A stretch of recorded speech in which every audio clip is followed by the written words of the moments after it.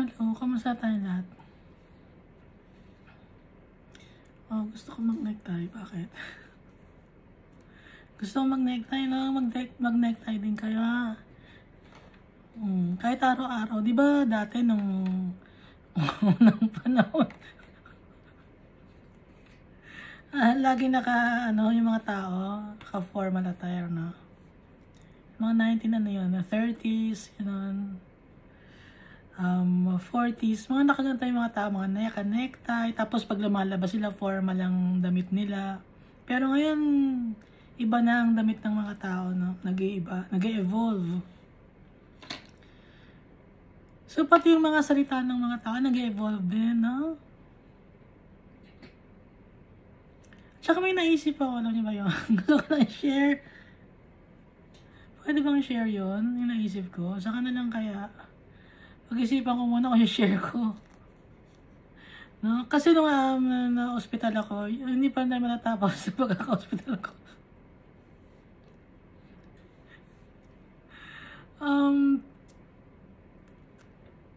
So, na-operahan ako, di ba, sa tiyan. General anesthesia yon. Expected ko na sasabihin ng nurse sa akin, baka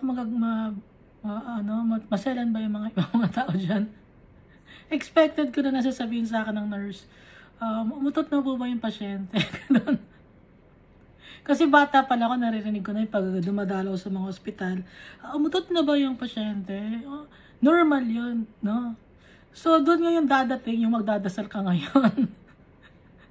Yun yung time na kailangan, Lord, mautot ako para makauwi na ako. Para ibig sabihin, normal na yung daloy ng tiyan mo, yung digestive system mo, normal na. Ibig sabihin nun, pag nakautot na yung pasyente.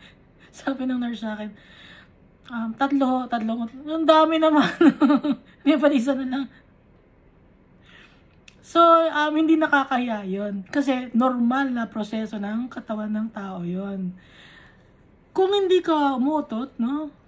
Seryoso ako, kung hindi ka umutot, ibig sabihin, asan ang digestive system mo? Nasa tagiliran mo ba ikaw dumudumi?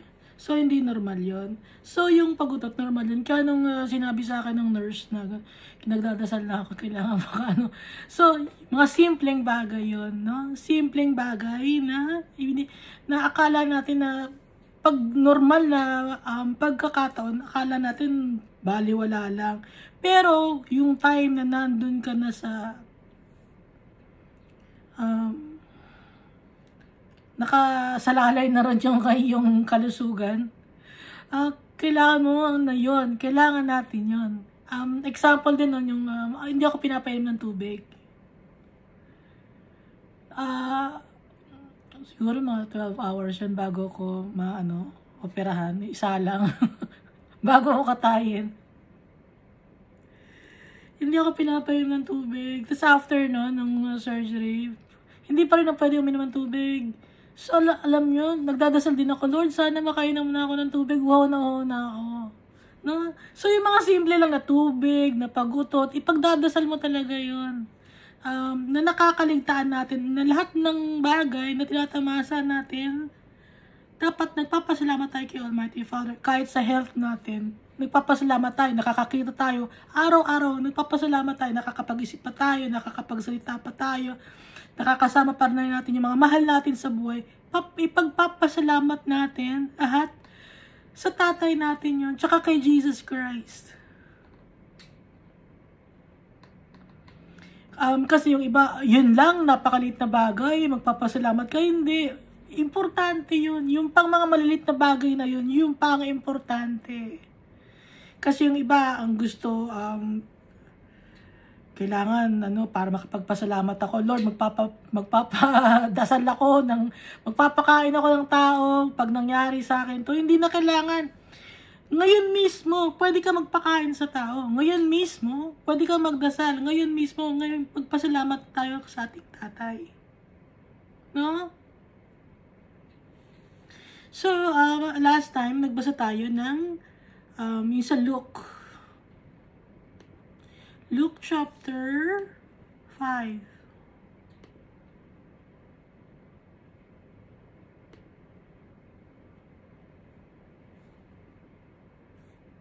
So, ngayon, ang babasahin naman natin ay yung Mark chapter 2.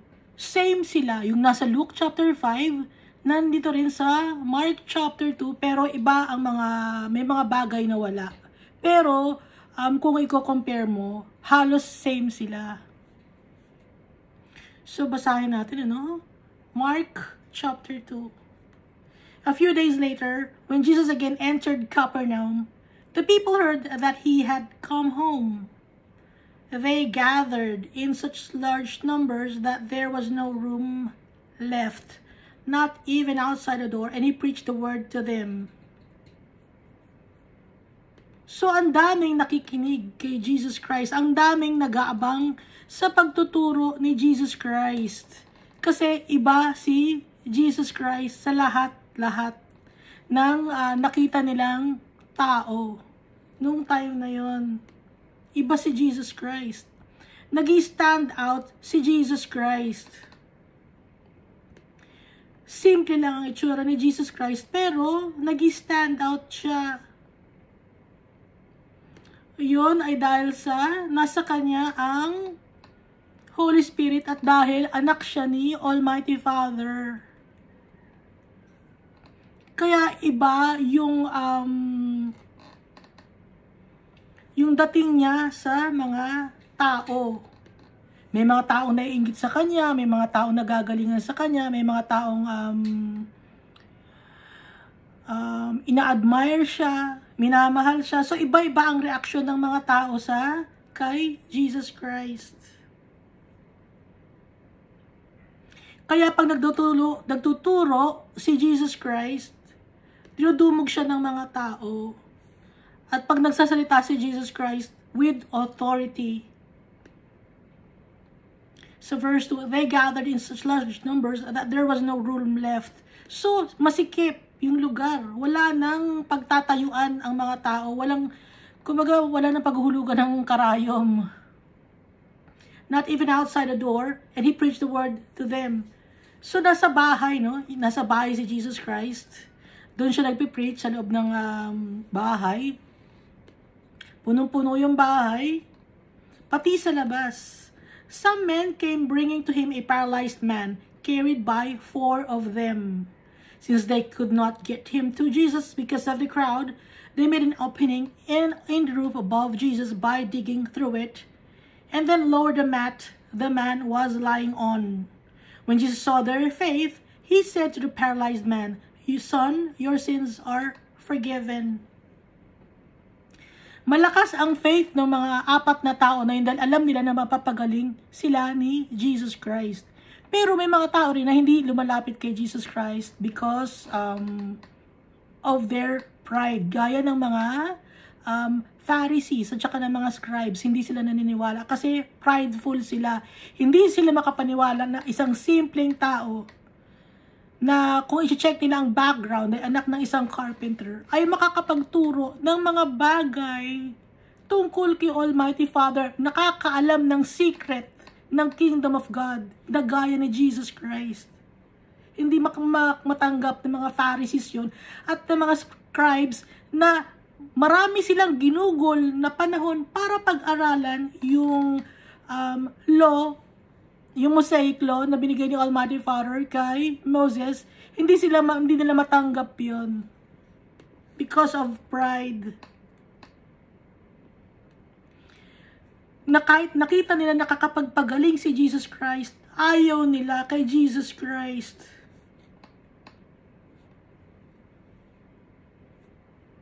Pero may mga tao naman na nagtitiwala kay Jesus Christ. At ito ngang paralyzed man, naggumaling siya dahil sa pananampalataya ng 4 na tao na buhat-buhat siya at binutas yung bubong ng bahay para lang maipresent kay Jesus yung paralyzed person or yung paralitiko para gumaling at makagalaw at makalakad.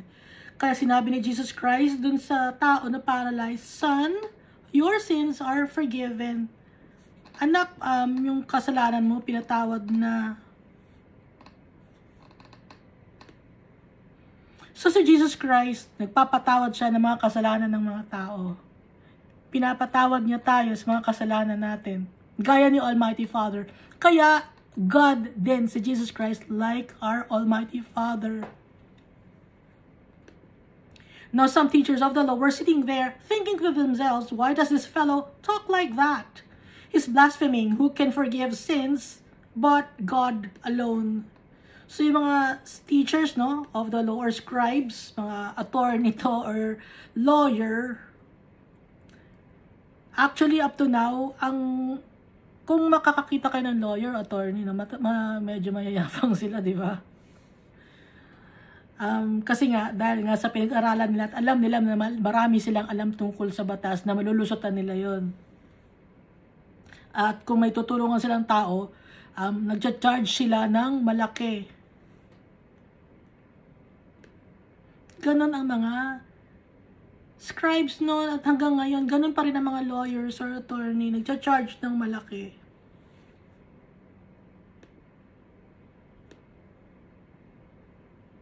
Kung ano bang tawag sa free? May tawag doon yung attorney na free. Yung wala kang babayaran. Kung wala ka naman babayaran sa attorney na yun, dadaan ka pa sa butas ng karayom para makahingi ka ng tulong. Pero si Jesus Christ, hindi na tayo kailangan pang dumaan sa butas ng karayom para makahingi tayo ng tulong. Kaya si Jesus Christ ang pagtitiwalaan natin. Wala tayong dapat na taong pagtiwalaan, kundi si Jesus Christ lang.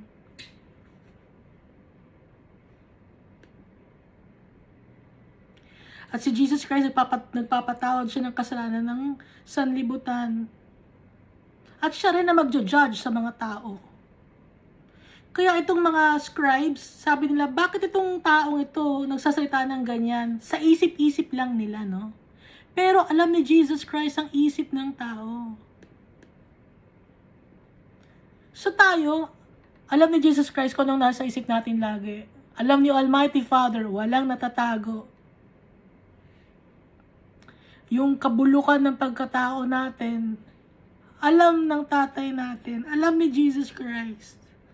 Pero, tanggap tayo ni Jesus Christ at ni Almighty Father, basta magpapakumbaba lang tayo. At aaminin natin yung kasalanan natin. Pag nagkakasala tayo, no? Ako rin naman ganun eh. Nagkakasala pa rin ako, nagagalit pa rin ako. Pero, iba na ngayon, kaysa dati, dahil dati, pag nagagalit tayo, ang isip lang natin, tama tayo. Hindi, tama ako. Alam ko, ito ang tama. Ako ang tama. Ako ang magaling. Sila ang mali. Pero ngayon, bilang follower ni Christ, naglalaban na, may paglalaban na sa isip mo. Naglalaban na yung pride mo at naglalaban na rin yung natututunan natin kay Almighty Father at kay Jesus Christ, yung pagpapakumbaba.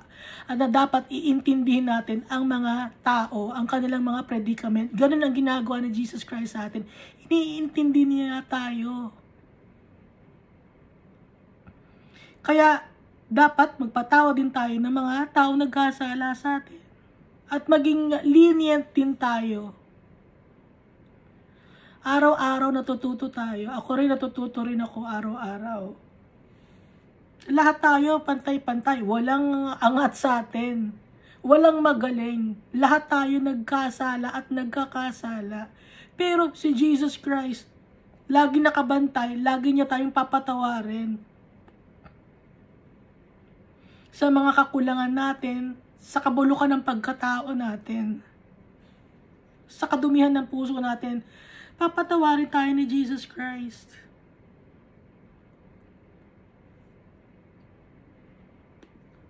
Kaya itong mga scribes, mali ang nasa puso nila. Dahil ginajudge nila si Jesus Christ. So verse 8, immediately Jesus knew in his spirit that this was what they were thinking in their hearts. And he said to them, why are you thinking these things? Jesus knew in his spirit, may spirit of discernment, Jesus Christ. Kasi siya ang anak ng Diyos. Kaya alam niya lahat. Walang natatago kay Jesus Christ.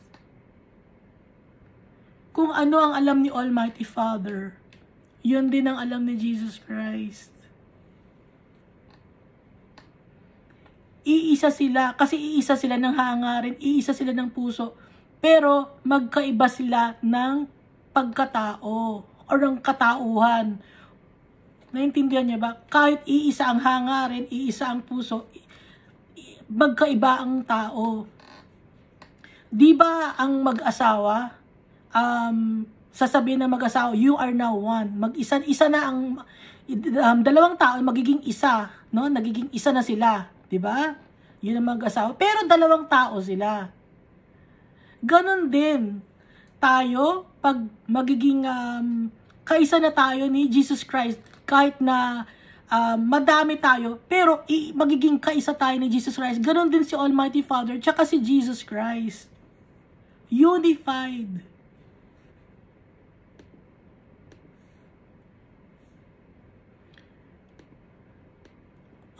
Verse 9 na tayo. Which is easier, to say to this paralyzed man, your sins are forgiven, or to say, get up, take your mat, and walk? Ano ang mas madali bang sabihin? Pinapatawad ka na sa kasalanan mo, o tumayo ka pa, kunin mo na yung iyong higaan at maglakad ka na. Sabi ni Jesus Christ. But I want you to know that the Son of Man has authority on earth to forgive sins. Pero gusto kong malaman ninyo na ang Son of Man ay may authority para magpatawad ng kasalanan sa mga tao dito sa mundo. So si Jesus Christ, meron siyang authority, may karapatan siya, may power siya para patawarin tayo sa kasalanan natin. At yon ang proof na God, si Jesus Christ.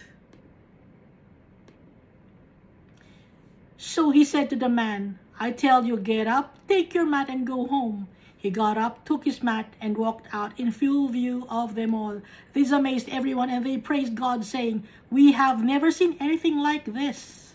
Sabi ng mga tao, pinuri nila si Almighty Father, at sinabi nila na, hindi kami nakakakita ng kahit ganito. Never pa, never. Nakalagay, we have never. Wala, kahit noon. At sa mga hinaharap, kung noong past, no, nung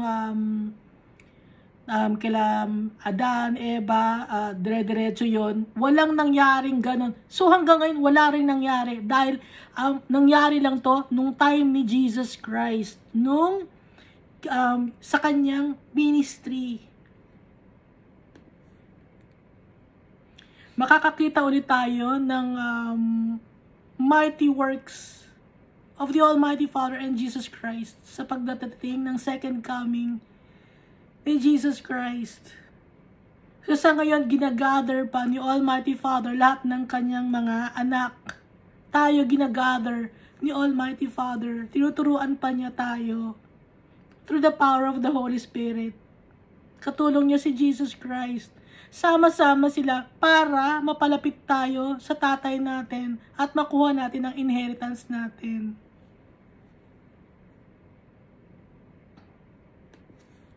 Hindi ako member ng kung anong religion, organization, or denomination.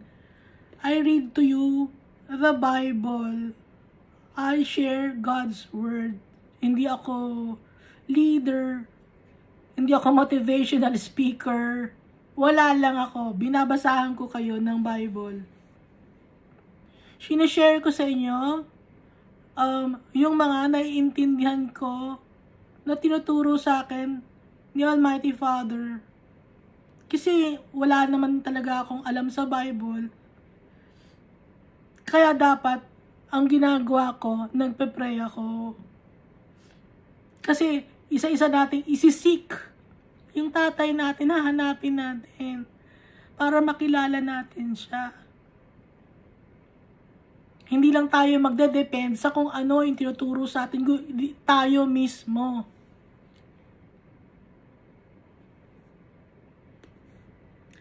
Dito sa verse 13, once again, Jesus went out beside the lake. A large crowd came to him and he began to teach them. As he walked along, he saw Levi, son of Alphaeus, sitting at the tax collector's booth. So ito si Levi, no? Siya si Matthew. Follow me, Jesus told him, and Levi got up and followed him. sundan mo ako, sumunod ka sa akin, sabi ni Jesus Christ kay Levi na nakita niya sa tax collector's booth.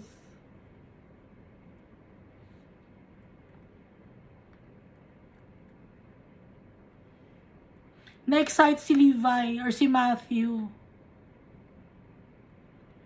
Kasi makikita mo yung isang taong nagmimilagro, tas tatawagin ka. So, feeling masayang-masaya si Levi nito, si Matthew, masayang-masaya siya. Dahil isang malaking karangalan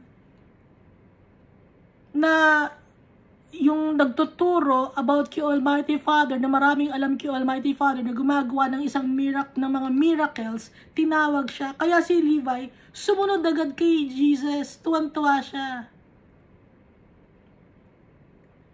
So, example, halimbawa, may tao na mataas sa lipunan, tapos isa ka lang na pangkaraniwang tao na nakaupo ka lang sa booth, tatawagin ka, lika dito, hindi ka ba susunod? Di ba excited ka?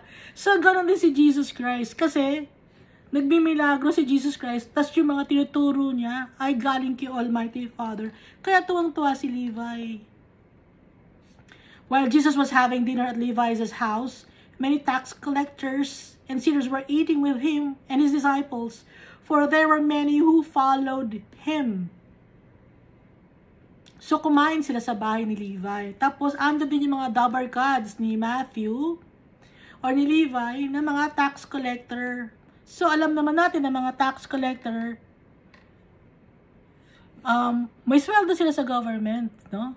Pero, sometimes, or most of the time, nakakakuha pa sila ng mas malaki na pera sa mga tao pag nagko-compute sila ng tax. Alam nyo naman yun, di ba?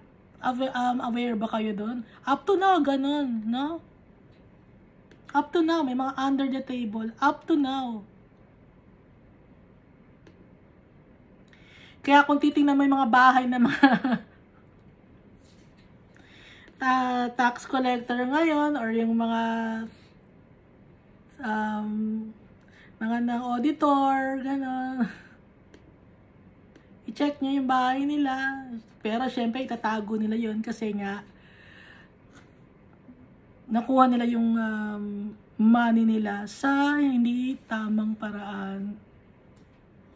Ngayon, itong si Levi, kaya nga sinabi na, itutuloy ko, no? For there were many who followed him.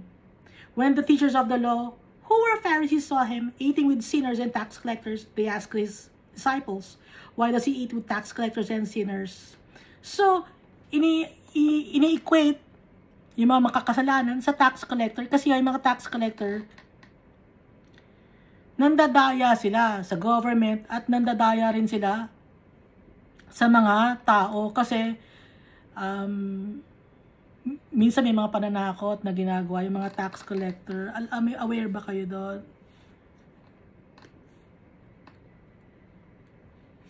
On hearing this, Jesus said to them, "It is not the healthy who needs a doctor, but the sick. I have not come to call the righteous, but sinners." So sabi niya, bakit nakikipagkain o nakikisalo sa kainan, no? Sa mga tax collector tsaka sa mga makakasalanan, si Jesus, kung talagang matinong tao siya, bakit inisasali niya ang sarili niya sa mga makasalanan? Yun ang gustong sabihin ng mga Pharisees. Pero si Jesus Christ, sabi ni Jesus Christ, hindi naman yung mga tao na healthy ang kailangan ng doktor, kundi yung mga may sakit. Dumating ako dito, hindi para tawagin ang mga taong malinis, kundi para sa mga taong makasalanan. Sinabi ni Jesus to, I have not come to call the righteous. Kahit alam ni Jesus na walang righteous kahit isa sa atin, pero binanggit niya yon kasi may mga tao na tingin nila sa sarili nila righteous, pero kahit na alam ni Jesus Christ na makasalanan yung mga tao na yon, hindi ni Jesus Christ pinagsabihan dito ng masama, kundi I have not come to call the righteous but sinners. Maayos pa rin makipag-usap si Jesus Christ kahit ginajudge siya ng mga tao. hindi siya nanja-judge ng mga tao, kundi maayos siya makipag-usap. Napakabait ni Jesus Christ.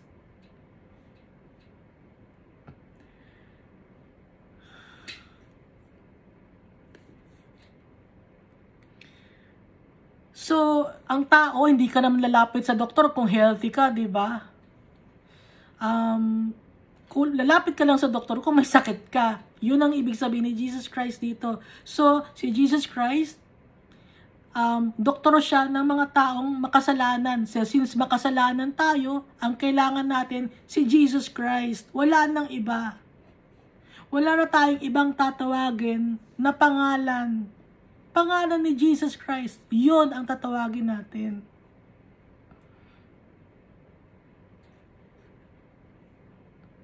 Pangalan ng ating Lord of Lords, pangalan ng ating Redeemer, pangalan ng ating Savior. Kaya nga, lagi nga ang prayer natin, in Jesus' name we pray, Amen. Sa pangalan ni Jesus Christ, lahat sa pangalan ni Jesus Christ. Kaya bakit tatawag ka ba ng ibang mga pangalan, ng ibang mga santo, mga taong namatay na, kung ang ending ng pangdadasal mo ay, in the name of Jesus Christ, Amen. No? Kasi Jesus Christ lang. Siya lang sapat na sa atin. Hindi na kailangan ng iba pang mga tao. Dahil powerful si Jesus Christ. Kay Jesus Christ binigay ang authority ni Almighty Father. Wala nang iba.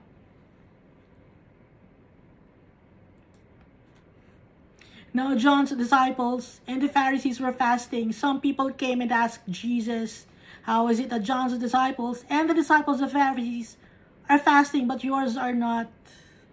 So kino-compare dito yung disciple ni John at saka yung mga tagasunod ni Jesus Christ. Gusto silang gawa ng issue. No? Gumagawa ng intriga. Bakit yung mga disciple ni John nagfa-fasting?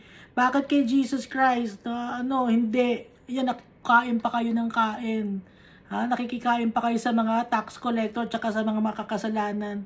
Gumagawa ng issue. Kasi kaya sila gumagawa ng issue dahil hindi sila kay Almighty Father. Kung hindi sila kay Almighty Father, kanil sa devil sila. Kasi ang tao, pag gumagawa ka ng issue, sa devil ka, kaya hindi tayo dapat gumagawa ng issue, no? Hindi tayo dapat nagko-compare ng mga tao. Kasi pag nag-compare ka ng tao, gumagawa ka ng issue. Pinag-aaway mo ang mga tao, ginagawan mo ng pag-iisip ng masama. Ang sagot ni Jesus Christ maayos pa rin. Kahit ginagawan siya ng issue. Jesus answered, how can the guests of the bridegroom fast while he is with them? Bakit o paano magfa-fast ang mga bisita ng bridegroom kung kasama nila ito? So, kaya tayo nagpa-fast is because nagpa-fast tayo kay Jesus. Kay Jesus Christ tayo nagpe-pray. Ngayon, kung kasama nila si Jesus Christ, kasama na nila si Jesus Christ no? Nakakausap nila ng harapan. So, bakit pa magpa-fast? Yun ang sinasabi ni Jesus Christ dito. They cannot so long as they have Him with them. Kaya si Jesus Christ, Diyos siya, no? Ito pa ang isang proof. But the time will come when the bridegroom will be taken from them, and on that day, they will fast. Kasi ang bridegroom na sinasabi dito si Jesus Christ, sarili niya sinasabi niya rito, na pag ako wala na ako, magfa-fast na kayo. Kasi hindi niyo na ako makakausap ng derechahan. Kundi makakausap niyo na ako through prayers and fasting. Kasi si Jesus Christ, itong ang bridegroom na sinasabi niya yung sarili niya rito. No one sews a patch of unshrunk cloth on an old garment. Otherwise, the new piece will pull away from the old, making the tear worse. And no one pours new wine into old wineskins. Otherwise, the wine will burst the skins, and both the wine and the wineskins will be ruined. No, they pour new wine into new wineskins. Ito yung binabanggit dito ni Jesus Christ na na-preserve ang Old Testament at ang itong New Covenant or New Testament, yung lumang lumang covenant. Na ano ba yung lumang covenant? Kasama doon yung 10 commandments, yung mga offering, na preserve yon.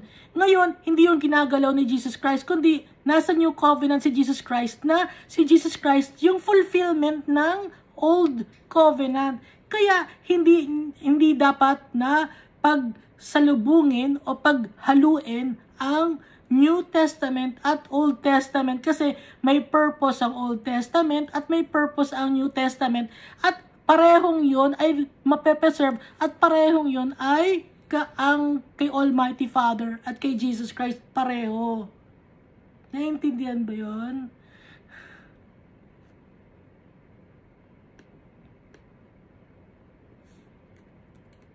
Yun ang ibig sabihin ni Jesus Christ dito. One Sabbath, Jesus was going through the grain fields, and as his disciples walked along, they began to pick some heads of grain. So, Sabbath, no? Alam naman natin ibig sabihin ng Sabbath, di ba? So, ngayon, kino-consider natin ang Sabbath ay Sunday. Pero ang totoo, ang Sabbath ay Saturday. Kaya nga, Sabado. Saturday. Pero hindi ako kasali sa denomination na tuwing Sabado, no? Kasi yun ang nakasulat sa Bible. Kaya yun yung susundin natin. Pero hindi ko sinasabi na yung nasa denomination ng Sabado ay tama sila o mali sila. Pero ito lang na word na Sabbath ang sinasabi ko na kaya naging Sabbath to ay dahil to ay Sabado. So kaya yung iba Sunday, ginawang Sunday ni Constantinople. Ni Constantine, sorry. Ginawang Sunday ni Constantine kasi gustong i-worship ang sun o ang araw. Si Constantine ang nag-iba nun. Pero kahit anong araw natin, purihin si Almighty Father, tsaka si Jesus Christ, pwede. Importante, araw-araw eh. Hindi lang Sunday, hindi lang Saturday, kundi araw-araw. Dahil, ang tunay na kapahingahan, kasi kaya nga Sabbath, di ba, it's a rest day. Ang tunay na kapahingahan natin, si Jesus Christ, siya kasi Almighty Father. So, nung time na to, nagugutom ang mga disciples. At dumadaan sila sa grain fields. Ngayon, nagpick sila o namulot ng mga grain para kainin. Eh, yung mga Pharisees, lagi silang binabantayan. Naghanap ng kamalian na ginagawa nila. Tuloy natin, The Pharisees said to them, "Look, why are they doing what is unlawful on the Sabbath?" Lagi naghanap ng kamalian ng mga Pharisees. Lagi nakabantay. No? Ang sagot ni Jesus Christ, He answered, "Have you never read what David did when he and his companions were hungry and in need? And in the days of Abiathar, the high priest, he entered the house of God and ate the consecrated bread, which is lawful only for priests to eat. And he also gave some to his companions." So, nakasulat ito sa Bible na nung time na si David, Sabbath yon, nagutom siya. At kumain siya. Pero Sabbath yun. Kaya sinabi ni Jesus Christ, di ba si David, Sabbath siya, nagutom siya, kumain siya, kasama ng kanyang mga companions, di ba? Pumasok sila sa house of God, kinain nila yung mga consecrated bread kasi gutom sila. Kaya, sinabi dito ni Jesus Christ na hindi masama ang ginawa nila dahil yung time na si David, ganun din ang ginawa. Then he said to them, "The Sabbath was made for man, not man for the Sabbath. So the Son of Man is Lord even of the Sabbath." So ang araw o ang mundo na to, hindi lang yung Sabbath, no, kundi lahat ng mga bagay sa mundo to ay ginawa para sa tao. Hindi yung tao ay ginawa para lang sa araw or para lang sa day na yon. Kasi nakafocus si Almighty Father tsaka si Jesus Christ sa tao. Hindi sa kung anumang mga bagay dito sa mundong to, sa earth na to, hindi naka-focus. Umiikot ang mundo na to sa tao. Hindi tayo umiikot sa kung anumang mga bagay sa mundo na to. Ang ibig sabihin na tayo ang pinaka-importante sa paningin ni Almighty Father, na tayo ang masatisfy, tayo ang inaalagaan niya, tayo ang binabantayan niya, tayo ay anak niya at gusto niya na makuha natin ang inheritance natin. Kaya inaalagaan tayo ni Almighty Father at tinuturuan niya tayo ng tama. Gusto niya makasama tayo. Kaya baka may iba sa inyo, hindi, mas mahal ko yung hayop ko. Mas mahal ko yung kayamanan ko rito sa lupa. Hindi. Hindi importante sa akin ng mga tao. Ang importante sa akin, nasa akin lang lagi ang kayamanan ko. Ayaw ni Almighty Father nun. Mas importante kay Almighty Father, nabigyan natin ng pagpapahalaga yung kapwa-tao natin. Kasi, anak niya, tayong lahat. Binibigyan niya tayo ng importansya. Binibigyan niya tayo ng pagkakataon. So ngayon, ang gagawin natin, i-grab natin yung opportunity na binibigay sa atin ni Almighty Father. Paano natin i-grab yung opportunity na yun?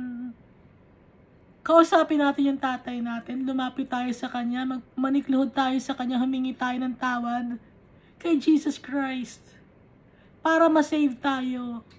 Mapagwagian natin ang mundong ito, dahil sa mundong ito, puro heartaches and pains, trials and tribulations ang ma-experience natin. Hindi tayo forever on this earth. At nakita na natin yung fountain of youth. Nakita na natin yung everlasting life. At yun ay kay Jesus Christ in heaven. Up to now, no, yung mga scientists, marami silang mga ginagawa at hinahanap sa buong mundo kung ano saan ang fountain of youth, asan ba yung, paano ba natin mapapahaba ang buhay ng tao. Hindi. Kasi hindi yun ang plan ni Almighty Father. So hanggang ngayon, yung science hindi pa rin maintindihan kung bakit hanggang 120 years lang or less than 120 years lang ang buhay ng tao. Hindi maintindihan ng science yun. Ang daming ina-explain ng science, di ba? Ganito ang process ng katawan ng tao. Oo, yun ang process ng katawan ng tao. Pero, napapahaba ba ang buhay ng tao? Na-extend ba? Wala. Makikita lang natin yun, yung fountain of youth at yung everlasting life with Jesus Christ and the Almighty Father. Yung inheritance natin, i-grab natin yung opportunity na yun. Magkaroon tayo ng pananampalataya sa tatay natin at kay Jesus Christ. Dahil hindi sila magbabago. Kung noon mahal nila tayo, hanggang ngayon mahal pa rin nila tayo. Pinupuri ko si Almighty Father sa blessings na binibigay niya sa lahat sa atin sa araw-araw. Huwag nating kalimutan magpasalamat araw-araw, oras-oras sa kung ano man ang mga na-experience natin. Pag may na-experience tayong heartaches and pains, magpasalamat tayo, Lord, dahil dito magiging strong ako because of you. Gagayahin kita, Jesus Christ. Magpapasalamat tayo sa blessing natin. Oh, thank you, Lord. Masaya ako ngayon. Thank you, Lord. At ang kasiyahan na ito ay para sa ikapupuri ng pangalan mo. Lahat i-offer natin sa tatay natin tsaka kay Jesus Christ. Thank you and God loves us also.